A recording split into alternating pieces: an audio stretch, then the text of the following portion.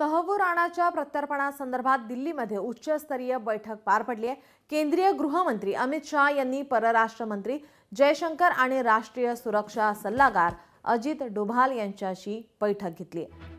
मुंबई दहशतवादी हल्ल्याचा सूत्रधार तहव्वूर राणा याच्या भारतातील प्रत्यार्पणाबाबत ही बैठक झाली। या बैठकीला गुप्तचर विभागाचे संचालक तपन डेका आणि परराष्ट्र सचिव विक्रम मिस्त्री हे देखील उपस्थित होते। केंद्रीय गृहमंत्री अमित शाह यांनी बुधवारी परराष्ट्र मंत्री एस जयशंकर आणि राष्ट्रीय सुरक्षा सल्लागार अजित डोभाल यांच्यासोबत ही महत्त्वाची बैठक घेतली आहे।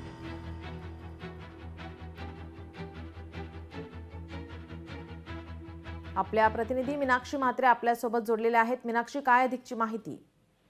निश्चितच आपण पाहतोय की तहव्वूर राणाला भारताला ताबा मिळण्यासाठी अनेक प्रयत्न सुरू होते मागच्या अनेक वर्षांपासून।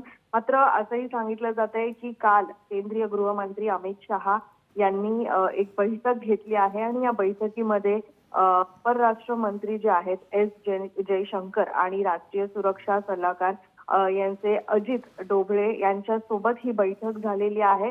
मात्र सांगितलं जाते की मुंबईमध्ये जो हल्ला झाला त्याचा मास्टरमाइंड असलेला हाच आरोपी तहव्वूर राणा याचा ताबा मिळवण्यासाठी जो काही प्रत्यार्पण ज्या काही माहिती आहेत, मात्र ह्या सगळ्या हल्ल्या प्रकरणात या संदर्भात विदेश मंत्री जे आहेत आणि NSIA चे जी लोक आहेत त्यांच्या माध्यमातून ही चर्चा झालेली आहे। एकूणच भारतामध्ये आणण्यासाठी नेमके कसे प्रयत्न केले जाऊ शकतात आणि त्यानंतर जेव्हा NIA ताबा त्याला देण्यात येईल त्यावेळी नेमक्या कुठच्या गोष्टी पाळल्या गेल्या पाहिजे, सुरक्षेच्या दृष्टिकोनातून काय काय गोष्टी ची खबरदारी घेतली पाहिजे, यासोबतच NIAच्या इथे ज्या काही गोष्टी जी कायदेशीर प्रक्रिया पार पडेल त्यानंतर मुंबई पोलिसांना देखील म्हणजे क्राईम ब्रांचचा ताबा दिला जाऊ शकतो। त्यासाठी काय गोष्टी आपण केल्या पाहिजे। मीनाक्षी, धन्यवाद आपण दिलेल्या सविस्तर माहितीसाठी।